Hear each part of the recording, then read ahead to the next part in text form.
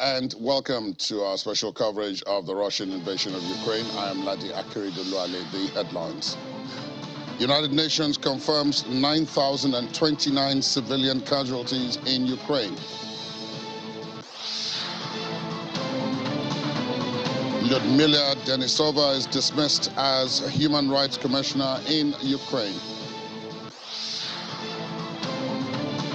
And the United States is to send longer-range rockets in its latest aid package for the Ukraine.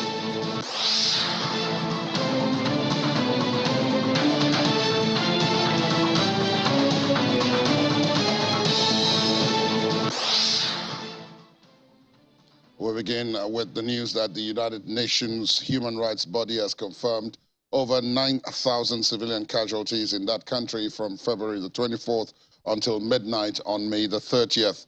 The OHCHR's latest civilian casualty confirmed that 4,113 people had been killed and 4,916 injured. But the organization noted that the actual figures were considerably higher as information was still pending from areas of, quote, intense hostilities such as Mariupol, Izium, and Popasna.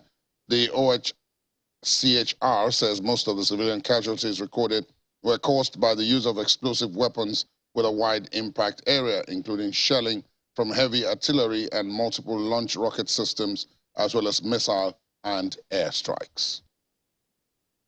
And UN spokesman Stefan Dujarric has confirmed that a senior UN official had constructive discussions in Moscow with Russian First Deputy Prime Minister Andrei Belousov on facilitating Russian grain and fertilizer exports to global markets. Mr. Dujarric says the UN official, Rebecca Greenspan, is now in Washington for talks on the same issue with the key aim of addressing growing global food insecurity. The U.S. ambassador to the United Nations, Linda Thomas-Greenfield, says the United States is prepared to give comfort letters for shipping and insurance companies to help facilitate exports of Russian grain and fertilizer. The UN Secretary General, Antonio Guterres, who visited Moscow and Kiev last month, is trying to broker what he calls a package deal to resume both Ukrainian food exports and Russian food and fertilizer exports. Just to confirm that Rebecca Greenspan was in Moscow yesterday at the request and on behalf of the Secretary General. The objective of her discussions, as we've said, is focused on facilitating Russian grain and fertilizers to global markets with the key aim of addressing the growing global food insecurity. And Sudan just being one example that we flagged today. She had constructive discussions with the Deputy Prime Minister, the first Deputy Prime Minister, if I'm not mistaken, Andrei Belousov. We've seen the reports from Turkey and emanating from the various phone calls. Secretary General is extremely grateful for the support that Turkey is giving in addressing the situation in the Black Sea and supporting the Secretary General's own efforts. The decision to send Rebecca Greenspan to both Russia and now in the U.S. is one that we hope will lead to some encouragement of companies who are holding back on shipping of Russian grain and fertilizer. As you noted, these are not being sanctioned, but companies are a little nervous, and we're prepared to give them comfort letters if that will help to encourage them, as well as insurance companies to support those efforts to get grain out of Russia. U.S. President Joe Biden says the United States is providing Ukraine, quote, more advanced rocket systems and munitions as its war with Russia grinds on. A senior Biden administration official says the U.S. will provide Ukraine with the M142 high-mobility artillery rocket system, which will be equipped with munitions that will allow Ukraine to launch rockets about 80 kilometers. Mr. Biden says in a guest essay for the New York Times that the U.S. will provide the Ukrainians with the more advanced rocket systems and munitions that will enable them more precisely strike key targets on the battlefield in Ukraine. He said the new shipment of arms would also enable them more precisely strike other battlefield targets. Mr. Biden sought to spell out clearly what the U.S. aims in Ukraine were and was careful to note the U.S. is not looking to directly engage Russia. Ukraine's parliament has dismissed Lyudmila Denisova from her post as Ukraine's High Human Rights Commissioner, and that is according to the Ukrainian news agency Ukrinform.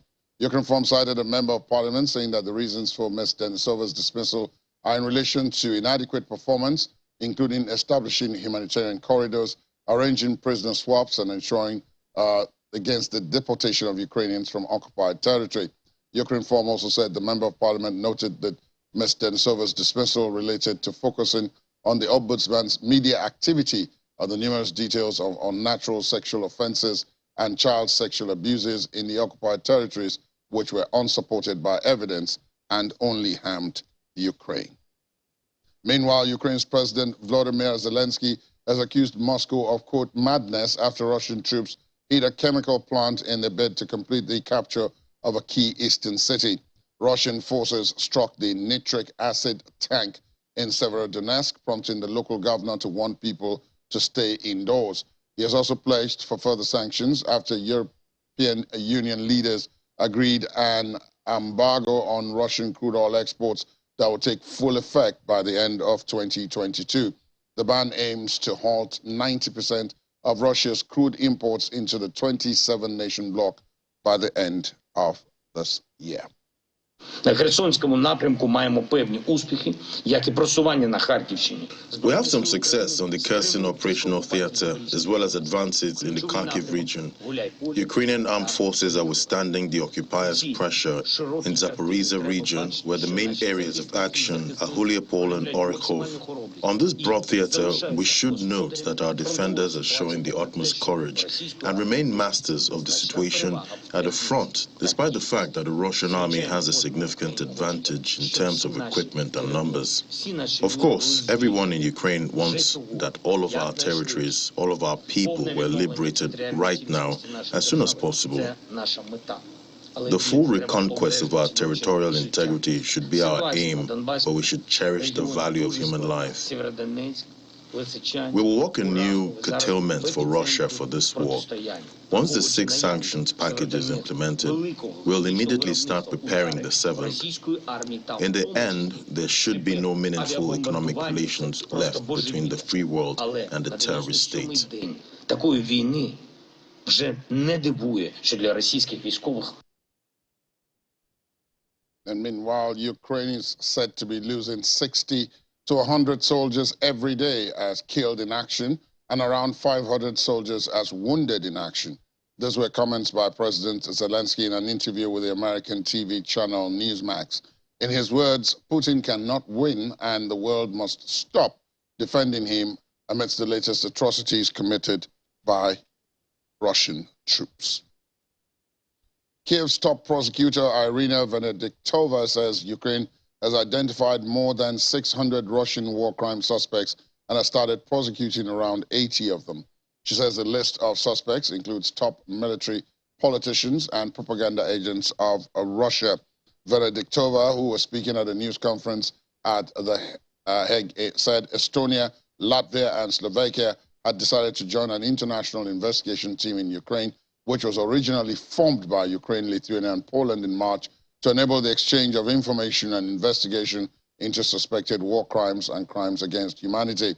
ICC prosecutor Karim Khan, whose office has deployed a team of 42 investigators, forensic experts, and support personnel to Ukraine, says the ICC was working towards opening an office in Kiev to support the investigations. We have more than 600 suspects. Actually, it is high level of top militaries, politicians, and propaganda agents of Russian Federation. When we speak about war crimes in Ukraine, you know we have near 80 suspects, people whom we identify as war criminals and started to prosecute them. What is more important for today? It's gathering, collecting evidences, because all we know that these processes, investigation processes and then court processes, will be very long period of time. We should collect, we should protect everything in correct way. It should be allowable evidence and then acceptable evidence and then in the court, in any court, in Ukrainian court, in ICC. And we are hopefully in the next few weeks, I will be working towards opening an office in Kiev. We've already seen it. We've had very good cooperation from the Prosecutor General, and I think that's something that's very important. We are also, as Eurojust, in touch with the European Commission and different services of the Commission to make sure that judicial authorities in Ukraine actually get all the material support they need. Prosecutor General Venediktova already mentioned Kevlar vests, helmets, or off-road cars, 3D scanners, satellite phones, drones, and other equipment which is essential to actually collect evidence in war crime investigations. A Ukrainian court has sentenced 2 captured Russian soldiers to 11.5 years in jail for shelling a town in eastern Ukraine. It is the second war crimes verdict since the start of Russia's invasion in February. Alexander Bobikin and Alexander Ivanov, who both pleaded guilty last week, listened to the verdict at the Koletseva District Court in central Ukraine. The pair acknowledged being part of an artillery unit that fired Grad missiles at targets in the Kharkiv region from Russia's Belgorod region. Prosecutors said the shelling destroyed an educational facility in the town of Derachi, but caused no casualties. Bobikin and Ivanov, described as an artillery driver and a gunner, were captured after crossing the border and continuing the shelling. Prosecutors had asked for 12 years, but the defense asked for leniency, saying the soldiers had been following orders and repented. After the verdict, the two were asked and agreed that the sentence was fair. Ukrainian trucks, tankers, and transporters carrying armored vehicles were seen on the move in the Donetsk region overnight. Donetsk region, which together with neighboring Luhansk makes up Ukraine's Donbass, has been at the epicenter of fighting since 2014 when pro-Russian forces took control of a large swathe of the region. And the 2022 invasion, Donetsk has seen some of the heaviest clashes between Russian and Ukrainian forces, including the city of Mariupol. But the fiercest fighting in Donbass has now shifted to Luhansk, where Russian forces have been advancing on the city of Severodonetsk. Let's speak now to Vince Oyankwelu, former British police officer and national security risk strategist, who joins us virtually from Abuja. Good morning to you, Vince. Thank you for your time. Good morning. Let's take a look at what is going on.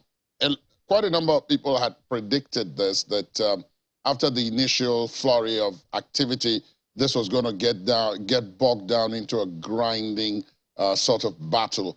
And that seems to be playing out. But the difference at this point seems to be that there is some kind of equilibrium being established, some kind of stalemate. The Russians cannot seem to overpower the Ukrainians completely, but also the Ukrainians can't push out the Russians. Obviously, this is the war. Even though it's an invasion, it's an invasive war. With my experiences, obviously, as a police officer in the war front, not as a soldier, but as a police officer, as a law enforcement agent, in a situation like this, one thing we need to understand is what the world is watching can be better managed. Yes, the Russians cannot totally obliterate the Ukrainians because you are fighting in the Ukrainian soil. They know their country more than the Russians. They know their back street, and this is going to come down to a street war, a kind of a guerrilla warfare, which obviously will give the Ukrainians a huge advantage because they know their back streets, they know their cities, they know their regions more than the Russians.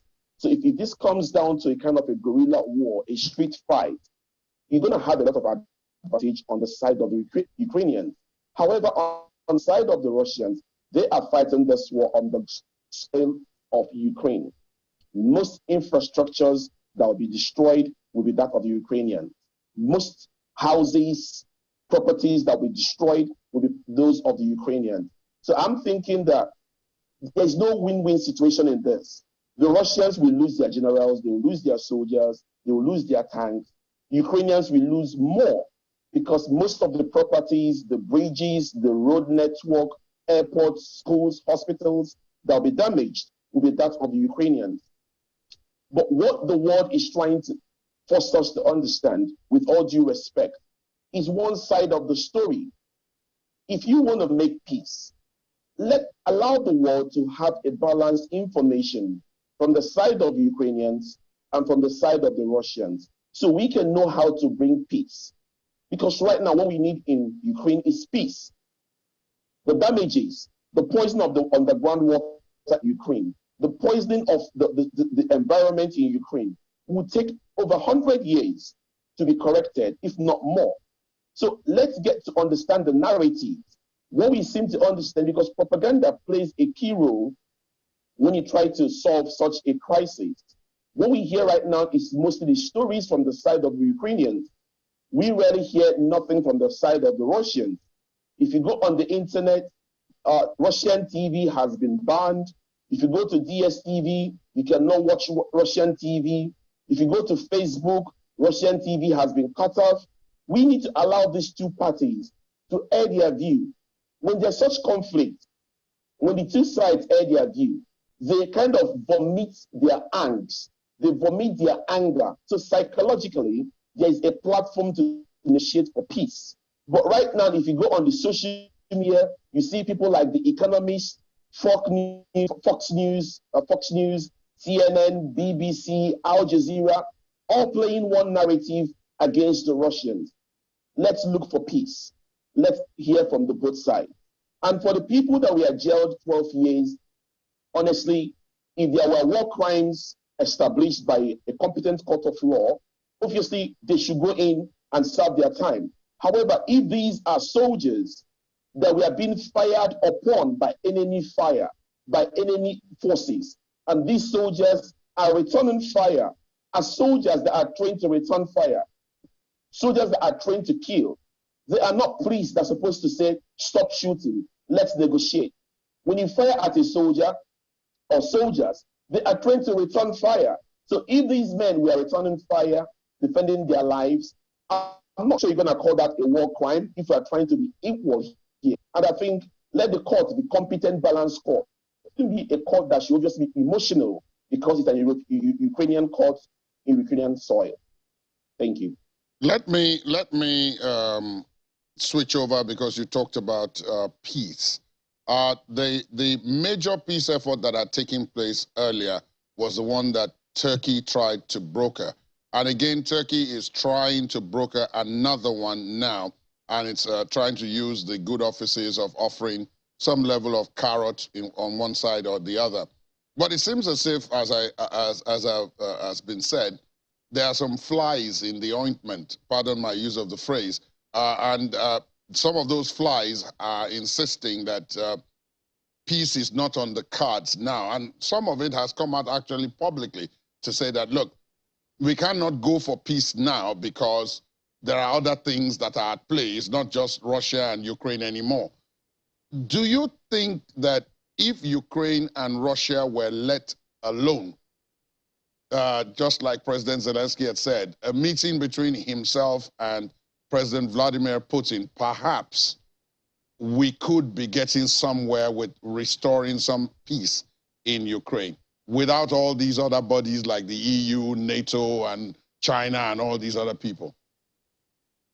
Wonderful proverb you used there, because we also have a proverb that the fly that is so stubborn, that is so dumb, will end up going into the grave with the corpse when the corpse gets buried.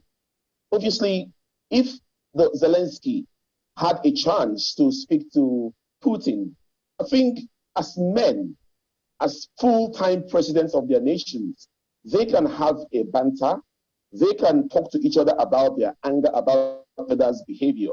But I think such men, such leaders, would have a way to make peace, knowing at the end of the day Russians are losing their soldiers, losing their equipment, losing Russian citizens. Most of them, their bodies will never come back to Russia again, because most Russian soldiers that died in Ukraine may not be identified, may not return back to their families.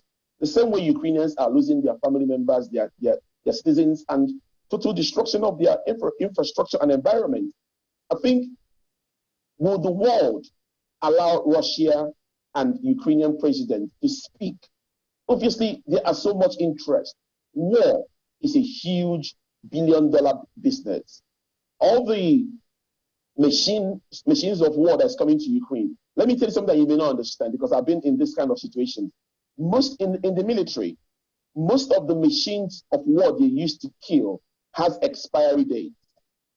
So if they have tanks in Russia has neared its expiry date, the cost of deactivating those tanks, the cost of deactivating those bombs, the cost of deactivating those other dangerous sources of warfare is very high financially.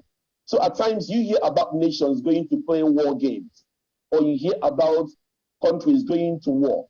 They first of all will use up all those stock of weapons that are about to expire, that has huge financial impact, to deactivate them or to decommission them or to explode them in an organized matter.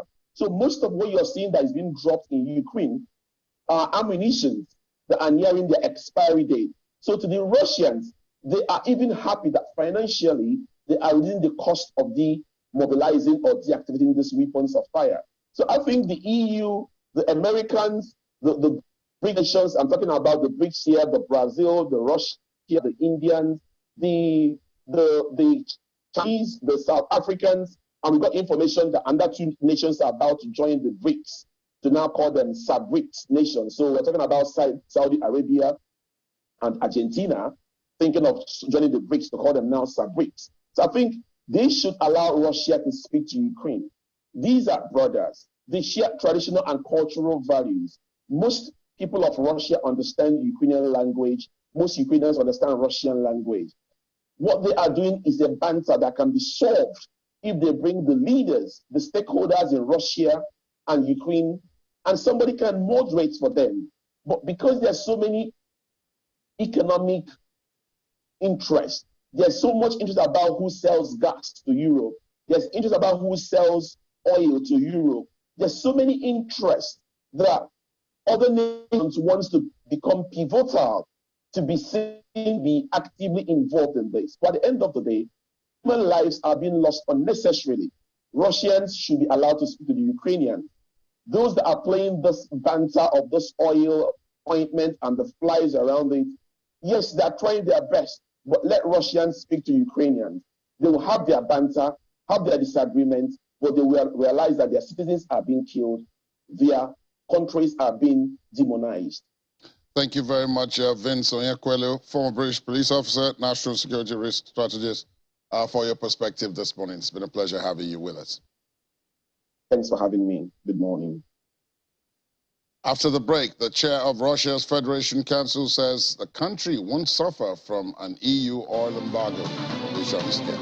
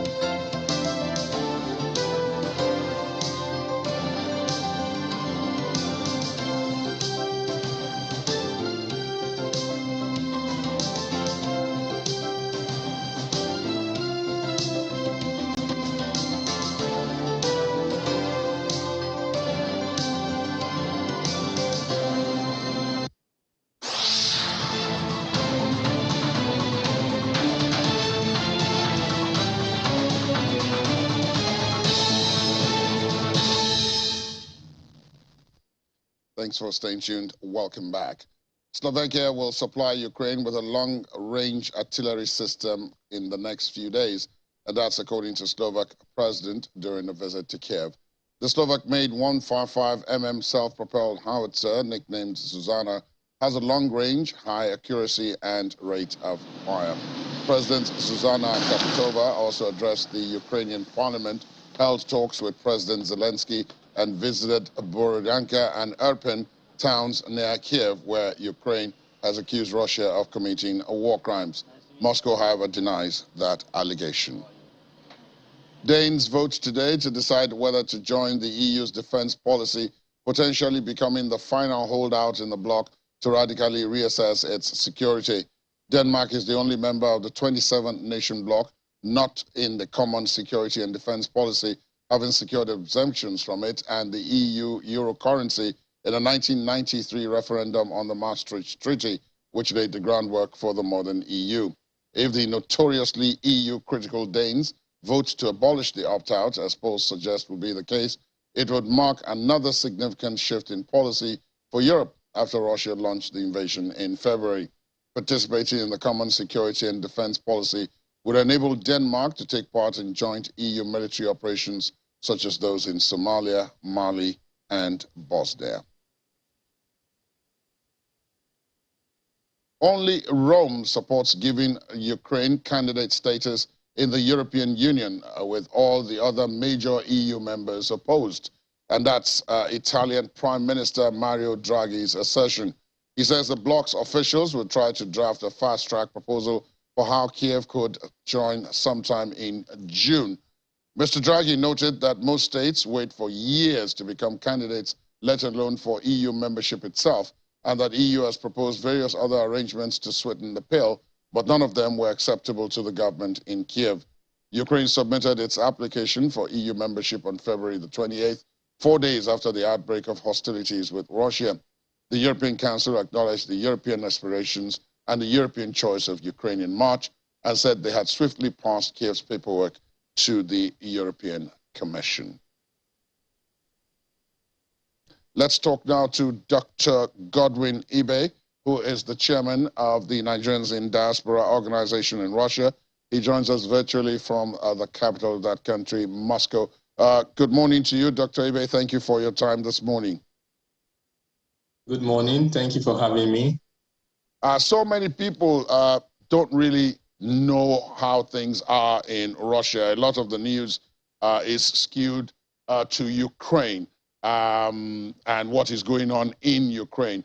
But you are in Moscow, so this is a unique opportunity for us to find out how things are on the ground there. Give us an idea of what day-to-day life is like in Moscow. Have you noticed any significant changes since all of this started happening in Ukraine? There are some changes, but calling them significant is one thing. There are some changes mostly in terms of, for example, IT services which are restricted for Russian residents who patronize these services, whether it's cloud or cloud storage from Google Drive, OneDrive, whether it's being able to have monetization on YouTube or many other services which are utilized by Russians. Now they have to utilize local variants or Eastern variants or non-Western variants. Aside from that, initially we had the reaction of the market to the sanctions with the outflow of capital, and we had some inflation, but the inflation now is under control. We had initial devaluation of the rubles, but the rubles is stronger, much stronger than it was even before the special military operation. So basically in the life of people in Russia, there aren't significant changes. Things are mostly calm, but of course they regret not being able to use the services that they love to use, that they are willing to pay for. And but they believe that in terms of their national security interest, they have a priority in terms of that, and they believe that their government is choosing the right, is making, at least the government in Russia has over 70% approval ratings by both Western and Eastern publications. So it means in terms of priority, they prioritize national strategic interest over interest of consumerism. Let me put it this way. Let's talk about the day-to-day living of Nigerians. You're chairman of NIDO, and of course, in that role, you have a special focus on Nigerians living in Russia. What's it like to be able to access basic stuff? You've talked about telecommunications, but how about more basic stuff? Because outside of Russia, people talk about a food crisis and the potential that because of this situation, a lot of things that come from Russia can't get to traditional customers. But within Russia itself, what's it like getting bread in the stores and meat and other things that people go about daily? And then how are Nigerians coping with the restrictions, if there are, on financial transactions? We know how big we are on remittances back home. A lot of people here survive on what those outside the country make. Mm-hmm.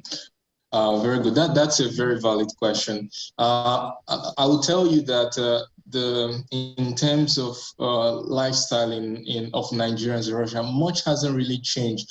You can't it's impossible to compare Russia with European countries or African countries because Russia has food security. Russia spent a large amount of, I wrote an article the other time on GDP composition of Russia. Russia has enormous food security. So while the side effects of this conflict is famine in maybe Africa in terms of wheat, barley, grains, but in Russia there are not much changes in price. Things are really mostly affordable. What we are seeing on the contrary is we know, as has been announced, that there's going to be a contraction in the economy by, let's say, 8% in the GDP, for example. Even in the production of oil, there'll be a little decrease in general production. But when you compare it to the contraction in Ukraine, for example, that is about 50%. Just this week, we've heard of record inflation in EU at 8.1%. We can see that the effects of the conflict are not mostly local, but rather global in nature. But in the lifestyle of Nigeria, of course, we are also concerned about unemployment. The government has tried to step in to encourage companies that keep staffs and prioritize some sectors, for example, the IT sector. And Nigerians that are into those sectors have priority in terms of employment, but we're also trying to work hard to make sure that Nigerians are not laid off. A lot of Nigerians, we know that the contraction is going to be 8%, and the unfortunate consequence is that there are obviously going to be some layoffs. But besides that, things are calm, things are quite normal. And when we see what is happening in other countries, it's kind of gives the strength to both Nigerians in Russia and even the permanent residents and Russians to be brave and to take it with faith, because comparatively it's much better. Like I said, the ruble is stronger than it has been in 2 years, even 3 years. It means the value of salaries and what salaries can afford when converted to hard currencies are much more. Now, you also mentioned about restrictions for trade or currency exchange. I was actually specific about remittances. Remittances, yes. The remittances are going to reduce if there are going to be layoffs. That's expected. But at the same time, there are still going to be those remittances. It's not enormous. We're talking about 8% contraction compared to other parts of the world that are experiencing much more contractions. I believe there will be more reduction in remittances outside of Russia than from Nigerians in Russia. Indeed. Let me thank you. But before I let you go, what are people there telling you? Nigerians there telling you about they being able to get in touch with home and what people at home are thinking about what's happening to them, because if you go strictly by what is on social media and what is on the news, things are not completely rosy. But listening to you, who is on the ground there, perhaps that gives a bit more comfort. Yes, unfortunately, in terms of the information conflict, Russia isn't taking first place in that. The information is mostly controlled by the West, let me put it this way, and even in English. So Nigerians who are reading the news are reading it in English. Many of them don't understand Russian language, so you can't really blame them if they're getting a biased or non-objective point of view. But when you listen to Russians who are based in Russia, they worry more about most of the services they can receive because it makes part of their daily lives, and maybe the inflation, the initial inflation that we experienced. But right now, the inflation is under control. Even the Ministry of Finance announced record reduction in the inflation rate. But what the salary can buy, like I said, when converted to hard currency, is much more than, let's assume $1 was selling at 76 in February. Right now it's at 61, 62. That's a very large increase in the value of earnings in terms of when converted to hard currency. So, of course, the remittances to Nigeria is actually more by the people who are sending. For example, just yesterday, I got to know about some remittances that were sent to Nigeria, and the conversion rate to Naira was actually more, but they were sending the same amount in the Russian local currency. So remittances for each person is more, but as a whole, in total, we might expect maybe an 8% reduction in volume. Indeed, Dr. Godwin Ibe, many people listening to you are perhaps be wondering how you have all these statistics at your fingertips. So let me just say also that as part of your introduction, I ought to have said that you're a world economic expert. Your PhD is in world economics. But I want to thank you for your time this morning from Moscow. Do stay safe and keep it on. We'll be back to you sometime in the near future. Thank you for your time. Thank you for having me. Russian state news agency RIA reports that the Russian-occupied Kherson region, as well as the Luhansk People's Republic and Donetsk People's Republic, will become part of Russia, citing the Secretary General of the United Russia Party's General Council. The Secretary General said, quote, people want protection, stability, so that after 8 years of the Bandera terror legalized by the West, a long-awaited and lasting peace has come. Western analysts had previously warned that Russia may stage sham referenda in these territories. The U.S. State Department spokesman earlier said Washington was concerned about steps Russia is taking to attempt to institutionalize control over sovereign Ukrainian territory, particularly in the Kherson region. German Chancellor Olaf Scholz says Germany is sticking to its goal of becoming independent from Russian oil imports by the end of the year, and options on how to handle the Schwyz refinery are still to be determined.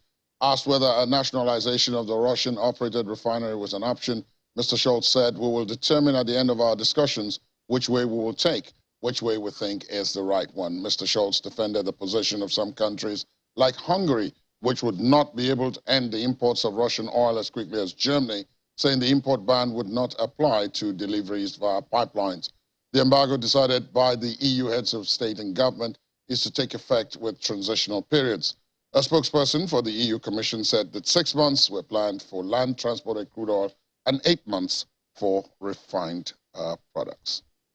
Meanwhile, the chairwoman of Russia's Federation Council, Valentina Matvienko, says Russian economy will not suffer from the European Union's embargo on its oil due to new markets and rising fuel prices. According to her, Russia can easily reorient this oil, the demand for which is great, to other markets. She added that the sanctions were encouraging Russia to build more oil refineries rather than relying on crude exports. Matvienko also said that the price of oil will rise significantly, which would balance out whatever profits Russia might lose from lower exports.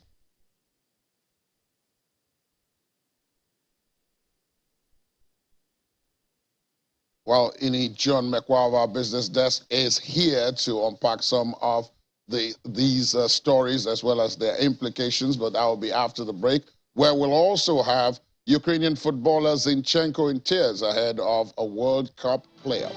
Please stay with us.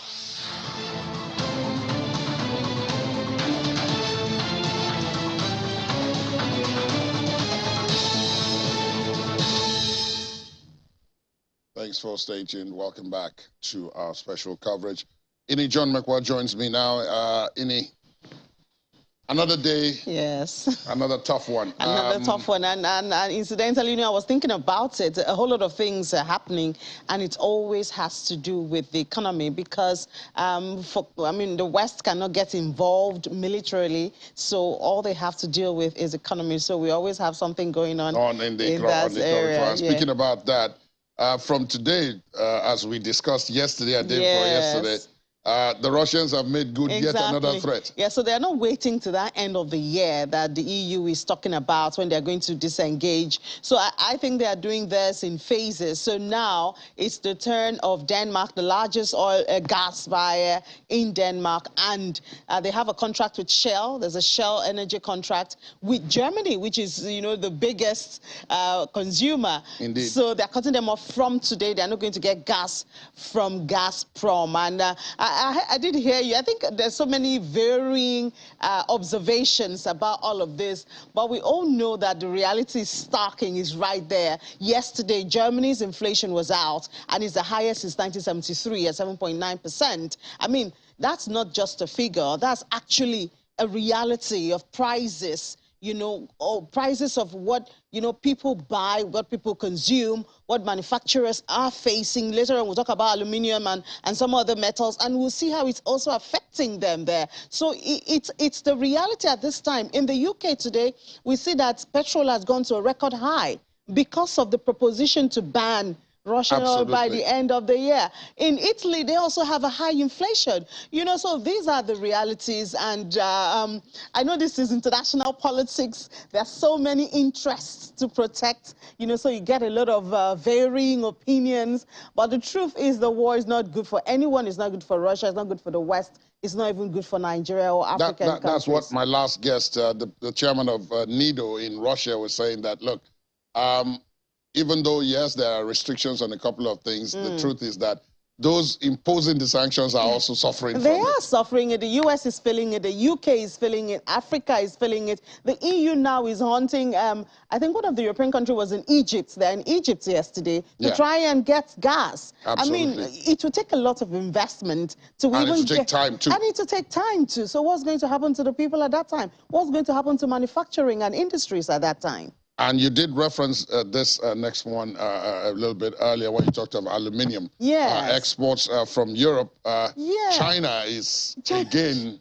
China is feeding on this. Their export is up about, year on year, about 21% since the war started compared to last year. And that's because cost of production has really gone up in Europe. Now, US gets about 60% of its aluminium needs from Russia, from Canada, and you know, 3 countries now, and from Europe. Now, Europe, cost of production has really gone up because the cost of energy is high.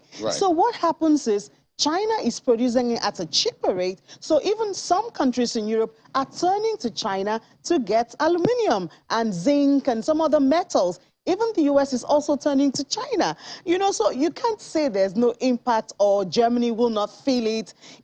It's really, I mean, I think it's so obvious, you know, at this time. And even though China is on one hand enjoying this, they also have their own cost and difficulties, disruptions of raw materials. Even, you know, sometimes when they talk about the cheap oil they're buying from Russia, they talk about the cost of financing, of payments, because they have to look for ways to circumvent the sanctions. So they are eventually paying even more.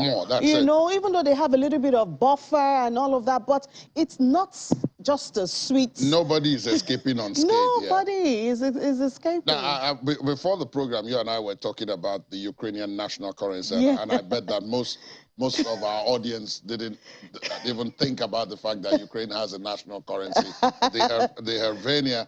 And now yeah. the idea is that that currency can be converted to euros under some conditions. Yes, in two countries. So in May, Germany started an exchange program for the hryvnia. So hryvnia to euro in Germany can do that. Now, from today, they're doing it with what's that country? Belgium? Belgium, thank you so much. So they're doing it with Belgium starting from today. So they'll be able to, and of course there's a limit. So in Belgium it's about 10,000 hryvnia that can be exchanged by an adult at no cost and no commission. And this is, of course, making it easy for refugees, people who have been able to escape the war, if they're in Belgium, in Germany, to make it easier for them. They don't have to start sourcing or paying for the euro in Germany or in Belgium to be able to survive. You know, but it also brings attention. I mean, I know we're talking about it.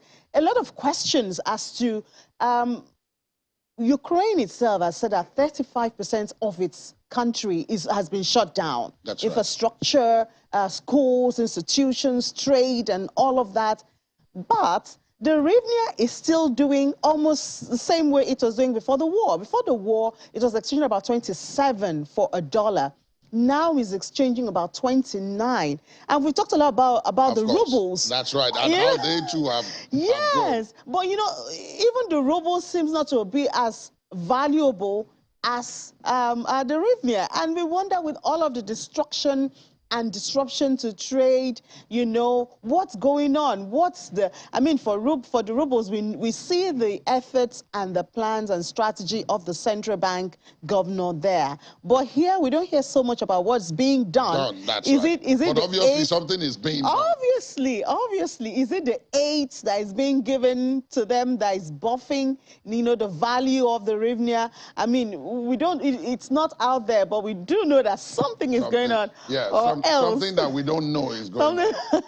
Something that we don't know definitely is going on. Yes. Before I let you go in, we've talked about, of course, commodities, where you mentioned metals, aluminium, and a couple of others. But the one that would probably concern us here at home the most are two. The issue of wheat. I know, right? I'm sorry I have to mention wheat because of the staple bread and other things that come from it, pasta and all of that, which many Nigerians now consume, and then oil. Where are we with those, and are they impacting the markets in any way? Are we still having supply disruptions? We are still having supply disruptions, and you know, sometimes I want to avoid saying it because it can be hurtful. Yeah. I mean, oil yesterday got as high as $124. Okay. Imagine if we were meeting up with our quota of about I think it was 1.7, you know, that OPEC gave us. Imagine how much we'll be making. We're not able to meet up with that because of issues with vandalism, issues of oil thefts, you know, and as some stakeholders who are very deep in it will say there's a structural problem with in our oil sector, which we were hoping PIA would help solve. But at the moment now, PIA is suspended. Well, you know. You will see I use this. Yes, suspended. exactly. Yeah. You know, so we're not getting, it doesn't look like we're moving faster or doing anything at this time. We hear countries talking about investments in gas, you know, to be able to mop up the needs of the European countries, and at least buffer countries like Algeria doing so well at this time. Even Ghana, they have a lot of crisis, but I mean, last month they had a surplus because of the increase in the price of oil. But Nigeria hasn't been able to tap into that. All we are doing, I don't know if you saw the news, I think it was IMF, they're warning that with the continuous payment of subsidy, eventually 2026, I think they say, Nigeria will be using 100% of our revenue to service debts, not to pay the debt, to service the debt. You know, because the subsidy keeps going up. That's because prices are going up in the global space, and we cannot meet up to increase our revenue. Now Naira is about how much? 610. You get, you know, so it's we're not doing so. Even when you talk about wheat, I had the president of Commodities Association on a Business Morning last week, and I asked him, where is the wheat? What is the plan? And he did assure that they have some warehouse somewhere where corn is being stocked. And I'm like, the people using the corn can't see it. They can't get it. Why do we have it there? And he said there's a plan for wheat. And I asked him, so when should we expect this wheat to come into the market? Unfortunately, I couldn't get a direct answer. To that question. That in itself is an answer. Is an answer. Ini, thank you so much for backing this. Business Morning, Business Incorporated come up later in the day, starting off from right after the show. A quick check with the sports news before we go. Ukraine defender Alexander Zinchenko broke down in tears at a press conference ahead of the crucial World Cup qualifier with Scotland tonight at Hampden Park. Ukraine has been ravaged by war since Russia's invasion in February and has not played a competitive game since then. But if they win against Scotland tonight, they will go on to face Wales in Cardiff on Sunday for a place in Qatar. But Zinchenko is not thinking about that. He wants peace to return to his homeland. At a quick check elsewhere, Russian official Tatiana Makova has been temporarily suspended as a member of the World Sailing Council, a move invoked by member nation associations under a new article covering extraordinary circumstances. The affected officials will be unable to take part in world sailing events, activities or conferences until their suspensions are lifted, with the board to review the situation every 3 months. World Sailing also confirmed that its sanctions cover the suspension of the participation of any boat owned or effectively controlled or managed by a Russian or Belarusian individual or entity. And finally, Ukrainian First Lady Olena Zelensky says that she's lucky to have her children nearby, but she rarely sees her husband, President Volodymyr Zelensky. In a video released overnight, Mrs. Zelensky said, "I'm just trying to get through this whole period and the separation. Our family is separated. I see Vladimir periodically here at the office. I might come in and see him. If he's not in some meeting today, I'll greet him." Mrs. Zelensky said she has always tried to speak honestly with her daughter Alexandra and son Krilo, and do the same during the war. But even though her children understand and know what's happening, she said they would still ask when it will all be over. Unintended consequences. That's how we wrap this up. Thank you for being with us this morning. There'll be an update at 5 o'clock within the world today, and the show is back tomorrow. I'm Nadia Craig. Good morning.